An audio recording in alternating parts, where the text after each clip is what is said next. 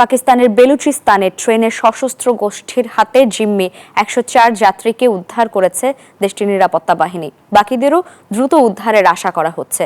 এদিকে অভিযানে বেলুচিস্তান লিবারেশন আর্মির অন্তত ১৬ সদস্য নিহত হয়েছে। মঙ্গলবার বেলুচিস্তানের বোলান এলাকার কাছে কোয়েটা থেকে পেশোয়ারগামী জাফর এক্সপ্রেস নামের যাত্রীবাহী ট্রেনে সশস্ত্র গোষ্ঠী বেলুচ লিবারেশন আর্মি হামলা চালায়। এলোপাতাড়ি গুলি ছুঁড়ে যাত্রীদের জিম্মি করে তারা। ট্রেনটির ৯টি বগিতে ছিল ৪ শতাধিক যাত্রী। হামলা শুরুর পরপরই পাকিস্তানের নিরাপত্তা বাহিনী ট্রেনটিকে ঘিরে ফেলে। জিম্মিদের উদ্ধারে শুরু করে অভিযান। এ সময় সশস্ত্র গোষ্ঠীটির বেশ কয়েকজনের প্রাণহানি হয়। এই ঈদে জামা জুতো অ্যাকসেসরিজের ডিসকাউন্ট।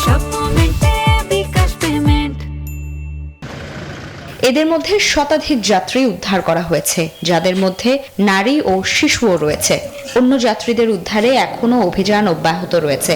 এখনো আতঙ্ক কাটিয়ে উঠতে পারছেন না জিম্মি দশা থেকে মুক্তি পাওয়া অনেকেই। সবাই কাঁদছিল এবং চিৎকার করছিল। মেঝেতে শুয়ে জীবন বাঁচানোর চেষ্টা করছিল সবাই। চারিদিক থেকেই গুলির শব্দ আসছিল। নিরাপত্তা সূত্রের বরাতে জানা যায়, নিরাপত্তা বাহিনীর অভিযানের পর ছোট ছোট দলে ভাগ হয়ে যায় সশস্ত্র গোষ্ঠীটির সদস্যরা। Desk report, news 24।